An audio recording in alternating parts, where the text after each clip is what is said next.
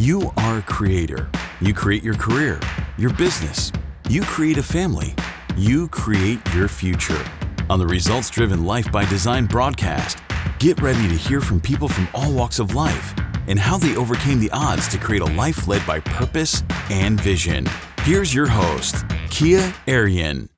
Well, hello, everyone, and welcome to today's broadcast. I always begin by reminding you that your skills, your experiences, and your talents have been given to you for a reason.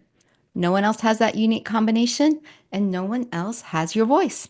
So, you have a message that the world needs to hear. So, as you listen to today's show, I invite you to a greater vision for your life that resonates beyond what you do, but why you do it.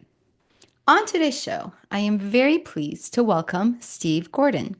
Steve is the founder of Million Dollar Author, as well as a longtime colleague who I have watched grow his career and his business over the last 10 years that I've known him. Today, he operates an exclusive agency that writes, publishes, and promotes business books for business owners in 90 days. You heard me right. He creates best-selling authors out of business owners every day through his unique process and a world-class team of content strategists, writers, designers, marketers, and more. Since 2015, when I met him, I have been a secret admirer of his business acumen, his character, and his authentic approach to entrepreneurial growth. I'm very excited to have him on my show to dig a little bit deeper into his vision and his journey to where he is today. Welcome, Steve. So glad to have you. Yeah, great to be here. Thanks for having me on. This is a conversation that I think is probably long overdue. Yes, absolutely. I'm so excited to share with the listeners kind of our journey, your journey, and just some pivotal moments that were kind of like serendipitous of what happened. So I thought it would be good to start by sharing. I wanted to share a kind of a vivid memory in Okay. my career that involved your podcast. Uh-oh. And this was sort of the previous configuration of your business, which was hmm Unstoppable CEO. It was a hmm fractional CMO company, I hmm believe. And I don't know how I subscribed to your podcast. I think I was on your email list, but you had very compelling podcast episodes with really, really compelling guests. And I think those episodes are still up if people want to go watch Yeah. them. The one episode you talked about the book by Dan Sullivan, Mhm. 10x is easier than 2x. And I think you're in his coaching group as well, his big worldwide coaching group as well. Yes.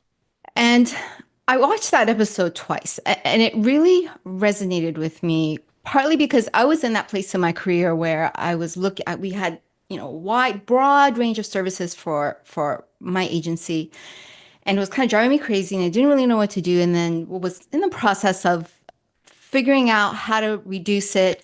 And that book talked about that. And you had read that book and you had gotten some light bulb moments about it and thinking about how to reconfigure your business. And I don't know if that at that point you had been, moved into Million Dollar Author, but you spoke with it with such conviction that I was like, that's right. Like I totally agreed with that. Got the book, read it twice. And today we went from having I had a 28-page catalog of projects and services that I offered. Today, I offer 3 programs, and that's it. And my life is so much better now.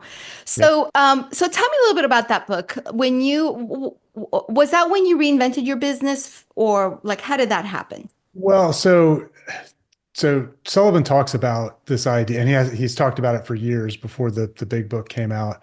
This idea that 10x is easier than 2x, and so then he partnered up with Ben Hardy, who wrote the book using all of Dan's materials and everything.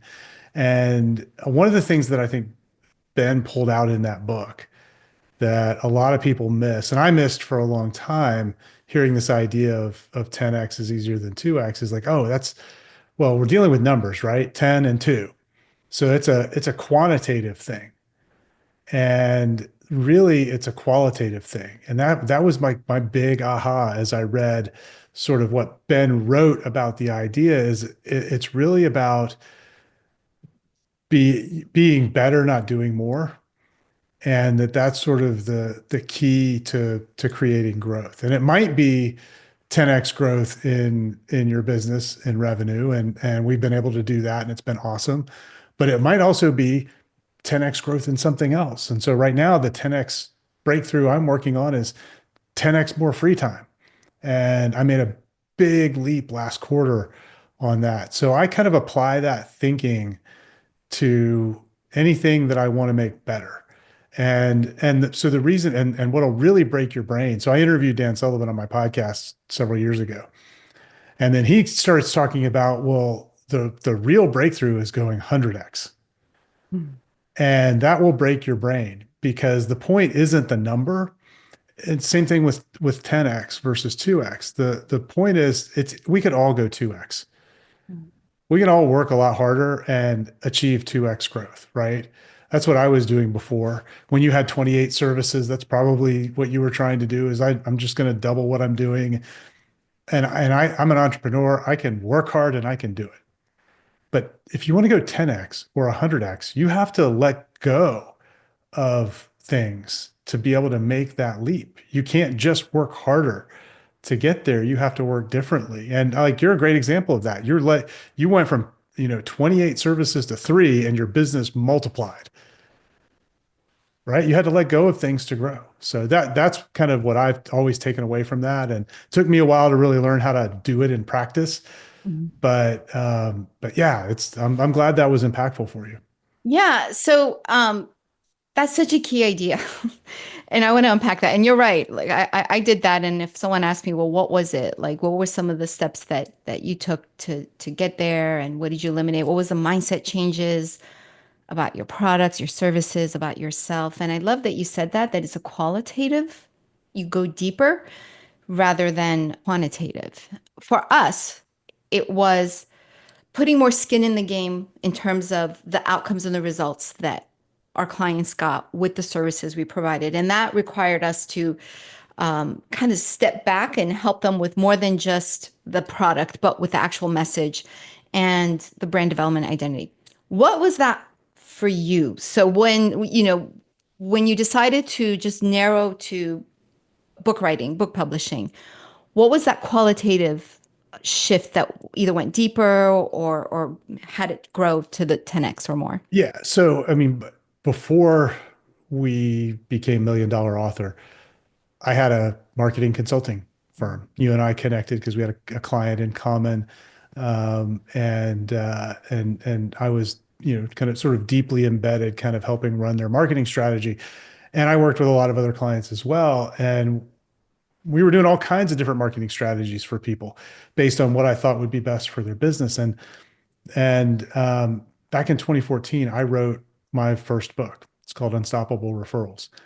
And overnight, it changed the business, and I wasn't expecting it. So the backstory on that is I tried to write a book twice, and I totally failed.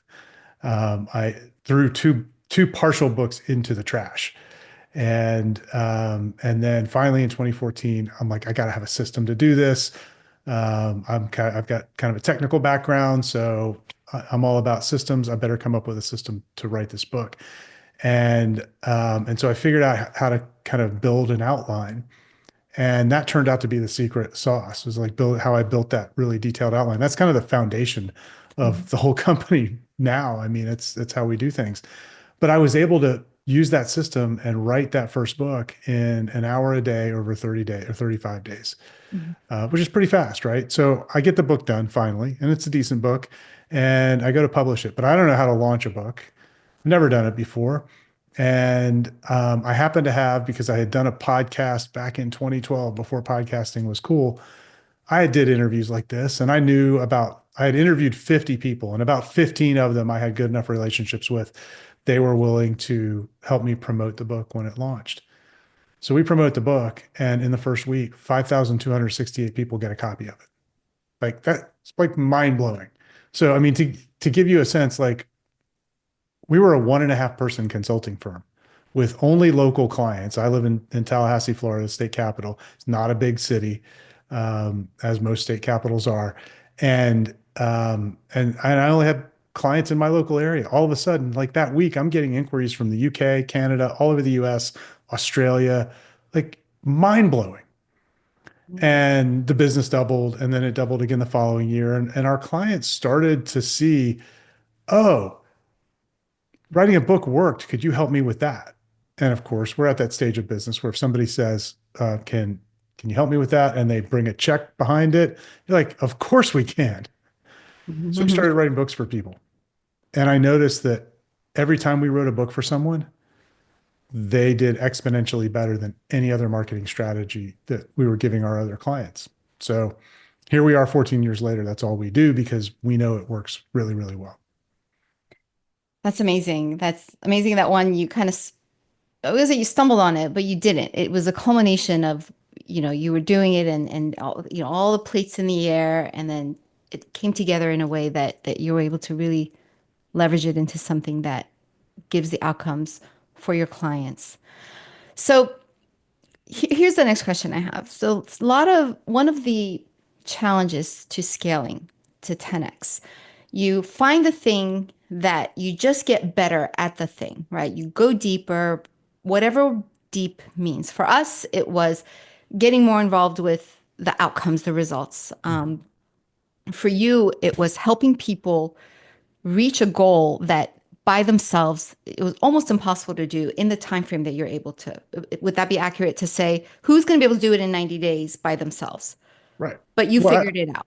I think almost same thing that you found. It's about the outcome. And I think it's, as we're looking to continue to scale on the business side of things, it's still about the outcome. So the first outcome was we got to get them to write the book. The next outcome that we're really driving towards is that we want 100% of our clients to get a return on their investment in us before they publish the book.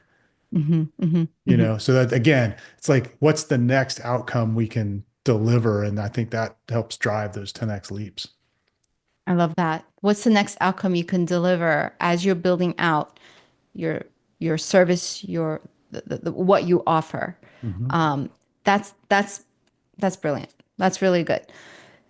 Then the other challenge is scaling your business on the back end, be able to support, right? Like that's something that, when I work with our clients, one of the first questions I always ask them is, are you prepared to handle the influx? When you do the marketing, they come, but then you can't handle it.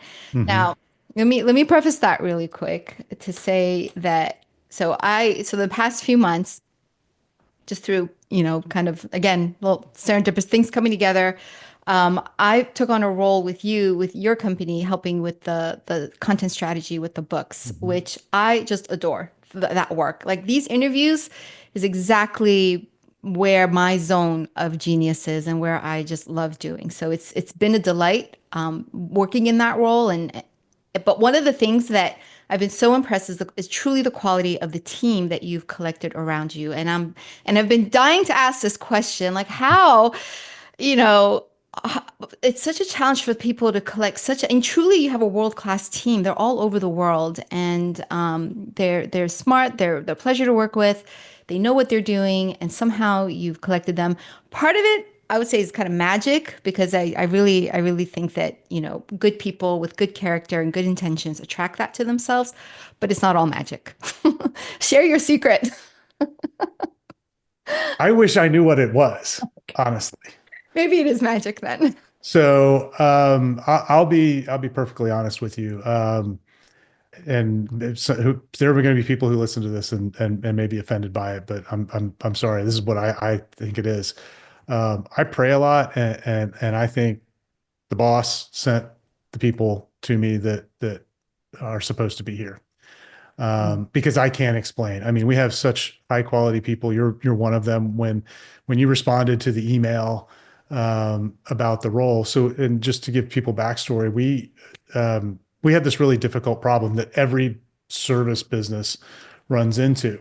I was doing all of the strategy, and I was completely maxed out. I was beyond maxed out, and I was doing strategy and sales.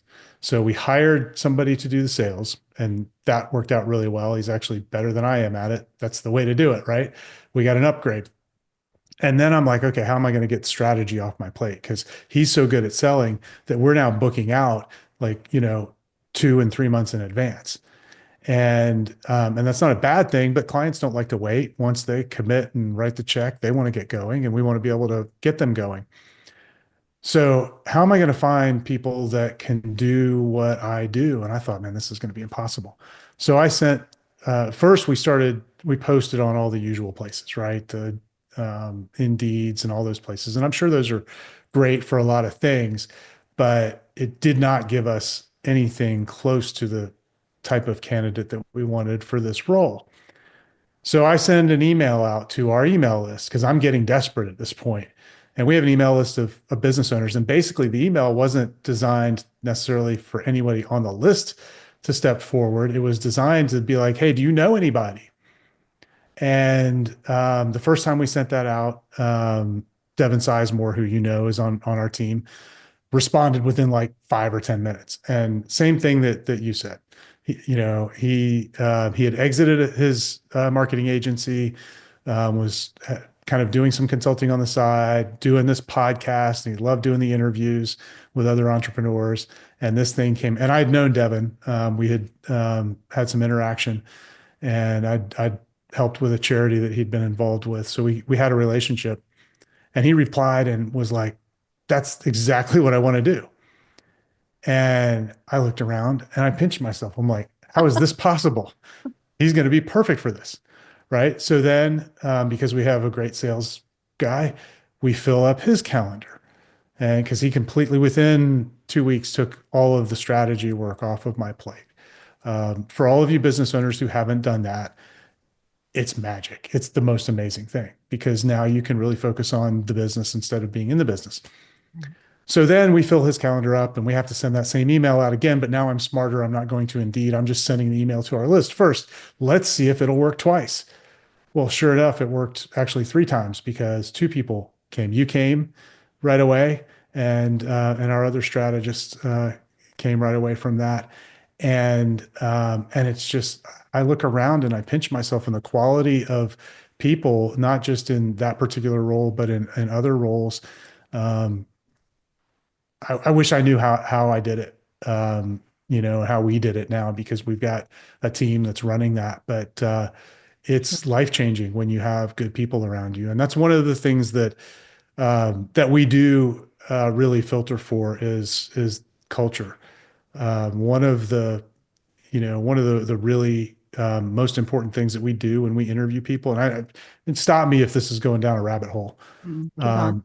One of just out of necessity, for some other roles, we had so many candidates. We started doing group interviews on Zoom, and I've discovered that those are like a secret weapon because you get to see who can show up and sort of have a presence, who can get themselves organized enough that they have a decent background. Like you and I have decent backgrounds. We're dressed, I'm not wearing a hoodie. Like, who can get themselves together? We got microphones. Right. Lighting. It's 2025. Like this should be sort of table stakes, right? And then you get to see them in a group environment, and you get to see who sort of is the leader, who hangs back. And it really is very telling. But in that group environment, it also gives me a chance, or if somebody else is running it, gives them a chance to talk about what's important to us as a company. And we run on three key principles. And we articulate those principles with examples on the calls. And it's really interesting. I think those examples really are what attract the better people. And it's a great filter for us. So that's worked really well. I think that's part of the secret. That's good. So I love how this conversation is kind of turning into a scaling conversation, which it started that way, but on the back end, because and tell me if this is your experience working with business owners, is that's where people stumble and they get trapped in a loop of, doing the marketing, bringing the business, and then faltering because they can't handle it, or they burn out or some other thing. And it becomes challenging to scale. Is that your experience with like helping businesses in their marketing and their growth? Absolutely. And it was my own experience as well. I was totally stuck at one point, Yeah. because I was too busy to actually grow the business, which is kind of counterintuitive. Like you think the goal is let's fill this thing up, right? Mhm. But if you don't create space, and specifically space on your calendar Mhm. to not have anything to do so that you can think about and actually do the things that are necessary to grow the business, it just never is going to happen. Mhm. I love how there's some unique things that you do. Now just kind of having a behind the scenes look that is counterintuitive to how most, and maybe not so much, but counterintuitive to how most people run their businesses. Like one of the things that I really appreciated when I joined your team was that you don't do meetings. Mm, Yeah, like let's just not waste time with meetings. And so to me, I hold meetings with my team, right? And part of that is because we just enjoy seeing each other because we're all remote. We're a small team, so it's nice to, half the time we talk about our kids and what we've done. So we need that interaction. mhm. But then once you said no, we don't do meetings. You do your Slack, you do the project management tool. That's how you connect. And now I have this like aversion to if someone wants a meeting with me, I'm like, can you just Slack message me? Like, so Well, that's really good. I mean, I think that's probably something, it's always a work in progress, right? I think that's something we're going to have to build back in a little bit, are some meetings so that we really get to know each other as people. Like there are pods that know each other real well because they interact a lot, and we're up to about 32 people now. And so facilitating that kind of interaction where you actually are building relationships within the company is important. And it was much easier. I mean, it wasn't that long ago that we were 5 people. And so I didn't have to think about it at 5 people. I interacted with everybody all the time. Now we've had so much growth in the last 18 months. I'll tell you a funny story. This is what every business owner wants to get to, but it freaks you out the first time. So as we talked about, I'm a client of Strategic Coach, Dan Sullivan's program. I go up to one of their meetings in Chicago, fly up there. I'm sitting at the table in the workshop, and 2 seats over from me, I'm looking at a guy. He's got a name tag on. Man, that name, he looks familiar. Name sounds familiar. He's looking at me doing the same thing. So in one of the breakout sessions, we end up paired up and talking to each other. I'm like, I introduced myself. Hey, I'm Steve Gordon. You're writing a book with us. And so and he's like, yeah, I was going to tell you the same thing. I'm one of your clients. We had never met. I didn't meet him in the sales process, and I hadn't met him. And he was about a month in at that point. I hadn't met him in the fulfillment process. And we've got a number of clients that are like that. And part of it scares me to death. And part of it is like, well, that's the way you grow a business. It's ultimately going to get to that point. And we've got a team that's taking care of them. So it's working. But yeah, it's a little freaky. Right. There's these points in business growth that I thought about that when you said that when you were at a point where you were doing all those strategy calls and you were so busy. And, we think that we never get to those sort of capacity points, but we do. And you think that like you would think that I shouldn't be doing this. What's going on? But then you move past that and then you get to the next capacity point, the next capacity point. And all of them are a little freaky. And I appreciate you saying that because it's like, I don't know, growth, you just have to re-identify yourself, right? Now that you're hands off with the clients, completely hands off. Like that's not who you've been for the past 20, 25, 30, however long your career is. You've been Right. hands on. And now you're off and now you're a different person now. Absolutely. Well, I tell you, old habits die hard. Right. So as you know, I think most business owners can relate to this. Like we are so good at getting a lot done in a short amount of time. We're used to working with a totally full calendar with more than we could possibly get done, but yet somehow we do, right? We're used to that level of activity because that's what it takes to start and build a business. And then when you create some space, boy, it is really easy for all of that to just get filled up with garbage again. Mm. And so you have to be really careful. And I'd love to say I'm perfect at this, but I'm far from it. We joke now. So I have two executive assistants, partly because one of them is about to go on maternity leave, but she's going to come back, and then we're going to have this great, sort of 3-person CEO team. And I've basically told both of them, all right, you've got access to the Amazon account and the credit card. Anytime you need to buy a whip to get me in line to do what I'm supposed to do, you're enabled to do it because I am my own worst enemy. I'll say yes to just about anybody to have a call if they want to have a call. I will allow the vacuum that was created to fill back up, and I can't do that. Good. That's good. But the question I wanted to ask you, and I feel like you maybe answered that, but you tell me, is what is the thing? So you said earlier you're 10xing your free time now Mhm. and the things that you want. But ultimately, every entrepreneur, every business owner wants to have time to do the things they enjoy doing. That is not just growing a business. It's enjoying life experiences with people they love and Mhm. friends and family, right? So now you're in the process of 10xing that. And now my question was going to be, well, what is that? What is the one thing you're doing? And it sounds to me you've got people keeping you accountable for that. Is that correct? Or is it something else that in business it's like just get better at the thing that you do, at the outcome that you provide? But how are you doing that for your personal life? Well, so I think the two things are connected, right? I think to really serve clients at a really high level, that requires innovation and creativity. And it's really hard to be innovative or creative when you're fully booked. And so, because there's no space to think, there's no time to go, take a walk outside and have that idea hit you out of nowhere. It wasn't out of nowhere. We just needed the space to come in, right? And so part of it is creating the space to really serve your clients at a much higher level. Going back to quality, 10x is about qualitative, going deeper, better, rather than just more stuff.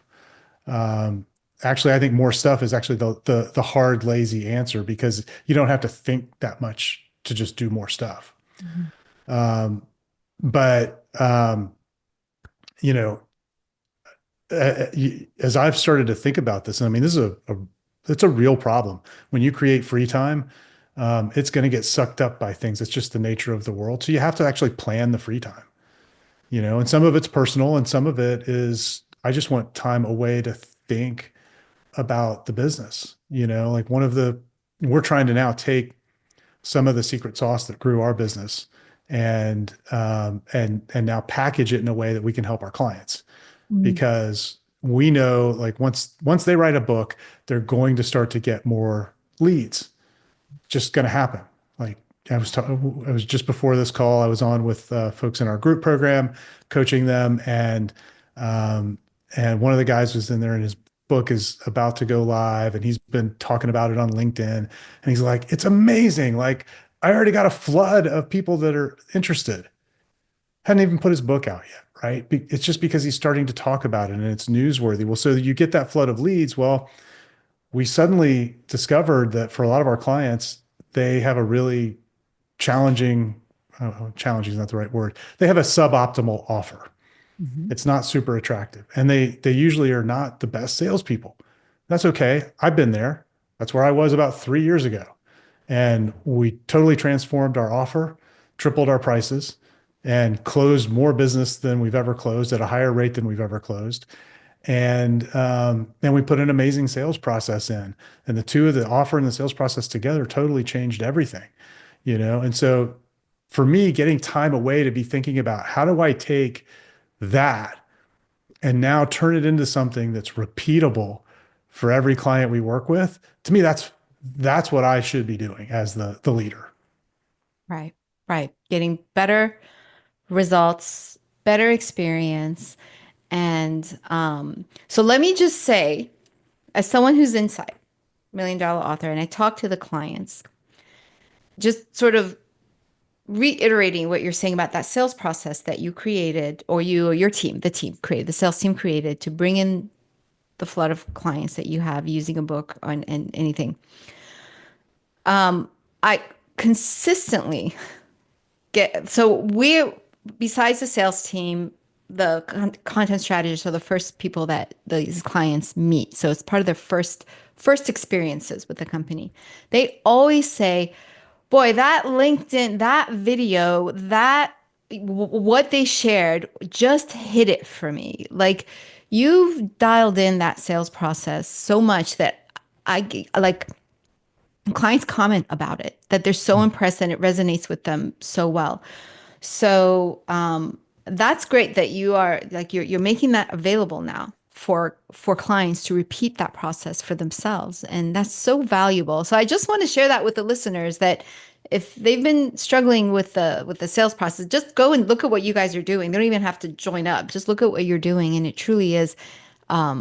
It's brilliant. Even Well, your thank you. book, yeah, $1 Million Author, which is right behind you, right there, that blue book right It behind you. is. Yeah. Is that follows the framework that, yes, the $1 Million Book, that follows the framework of what we help with the clients write their book.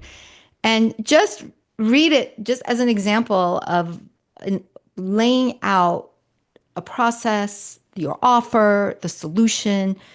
Like you've really dialed that in. And so I want my listeners to just kind of pay attention to that and follow it for their own. So congratulations on that, really. Well, thank you. The What growth of would your it be business. okay if we gave everybody that's listening a copy of the book? I don't know. I want to keep it a secret. Of course. Yes. So what's the So URL? yeah, so if you go to milliondollarauthor.io/Kia, KIA, then you can get a copy of the book absolutely free. You can download it. Yes. I will throw in an offer to meet with people who download it, like one-on-one, to talk about the process. So That's awesome. and tell them more for those who do that. Truly, like, I don't make myself available to a lot of people or companies. I try to be more selective with my time, but I'm so happy to be part of the bigger groups, because one bigger group, which is your company, Steve, and I'm not just saying this just to like get people to come on or for any other reason Yeah. other than to say that truly when you do those, going back to what you said, what was the secret to the growth? What was the secret to the evolution of your business? And you said, I just prayed about it. But let me make this connection, in that when you're able to step away and whether you pray or you meditate or you give yourself the time to just think creatively, think expansively, instead of, like you said, the lazy way is to just do more, do more, do more. When you clear your mind around you and in the space around you to think about, well, what other creative ideas can I have?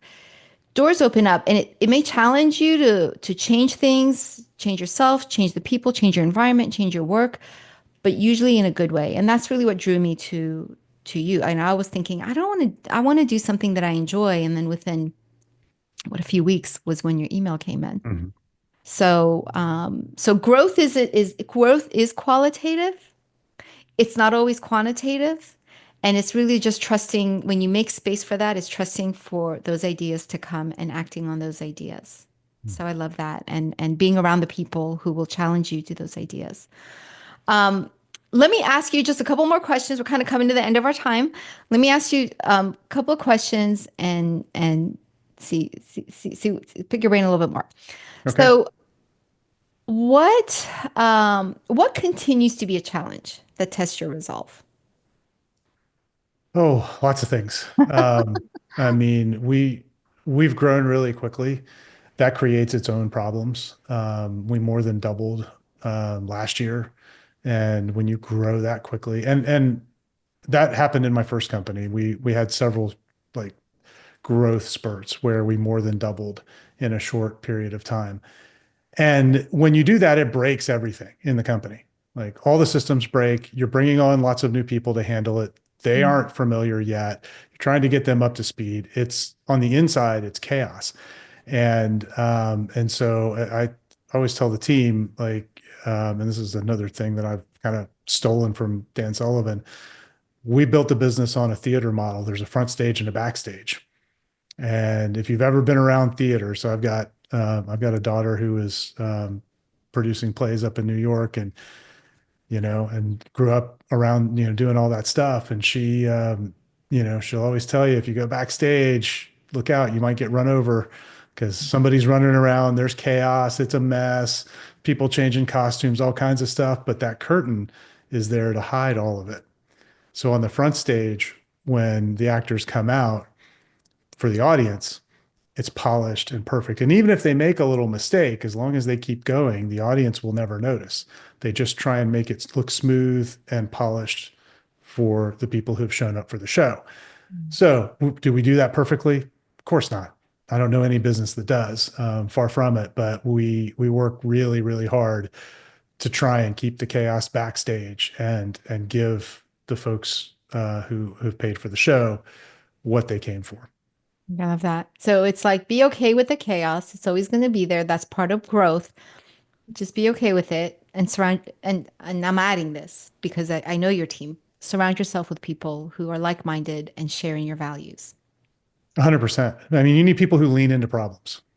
That's right. That they don't run from them. And that's one of the key things. I mean, I don't think this is anything particularly like mind blowing, but we don't kill the messenger. Yeah.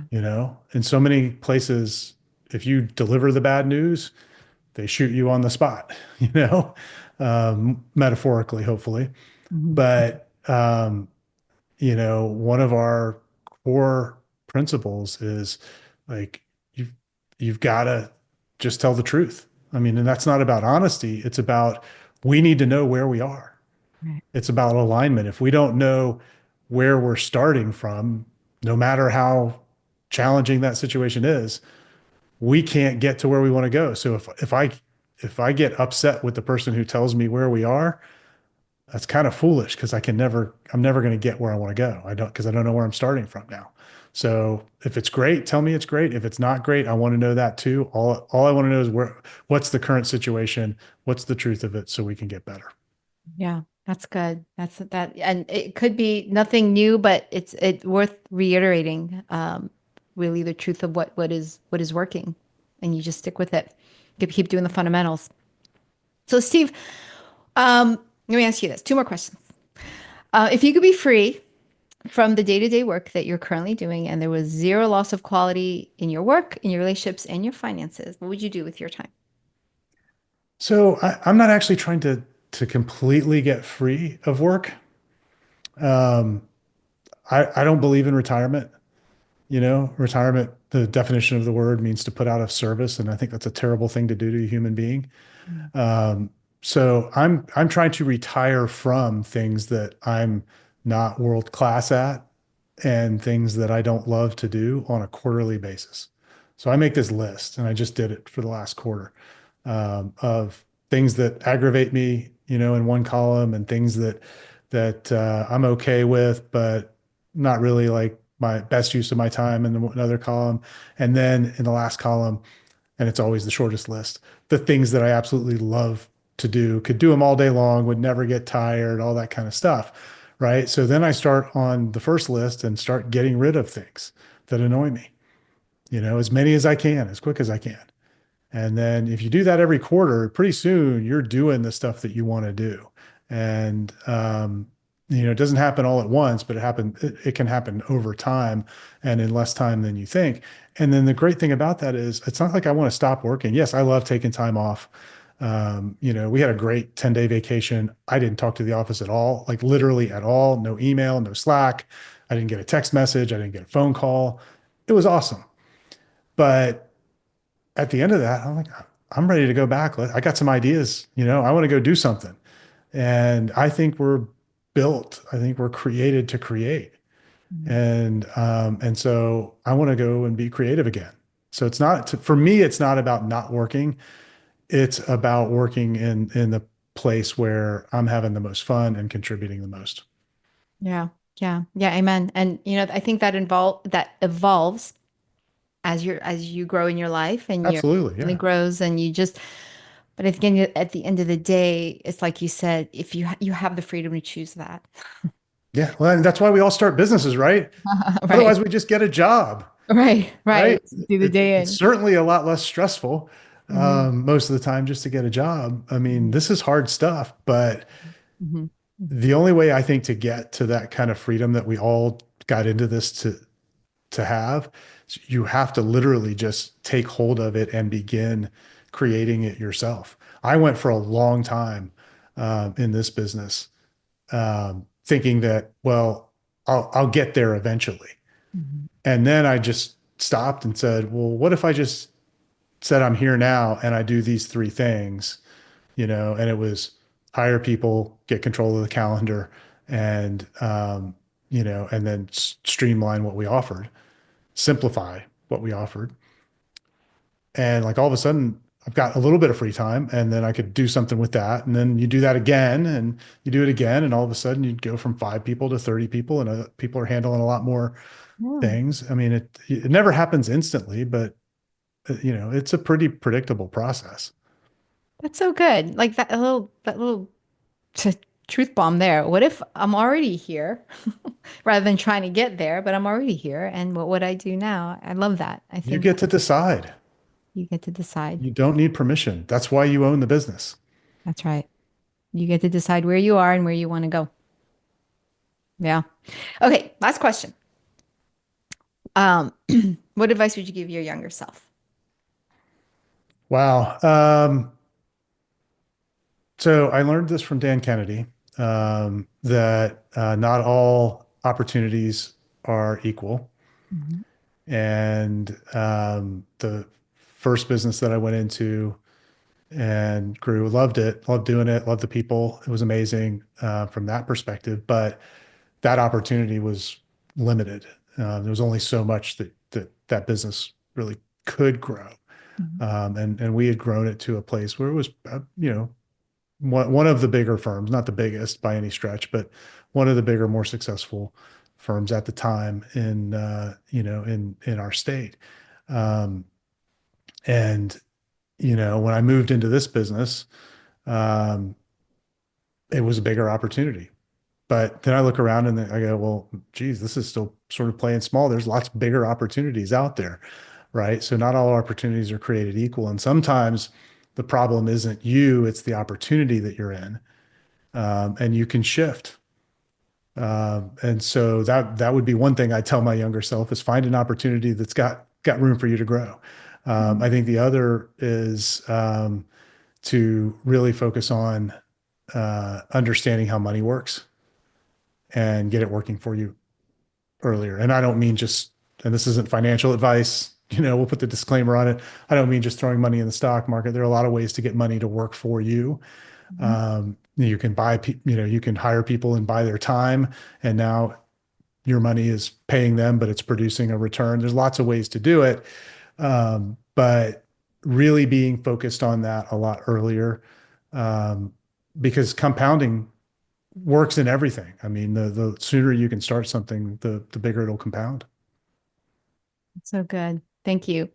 Thank you for that. Thank you for coming on my show, sharing your wisdom, and I really encourage my listeners you don't have to spend a dime to get incredible value. Just get the book. Get the book. I tell you how to do it in the book. I Yeah. give it away. Yeah. Give it away by teaching, even by example. And Steve has such a rich background in the way that he processes and presents the information.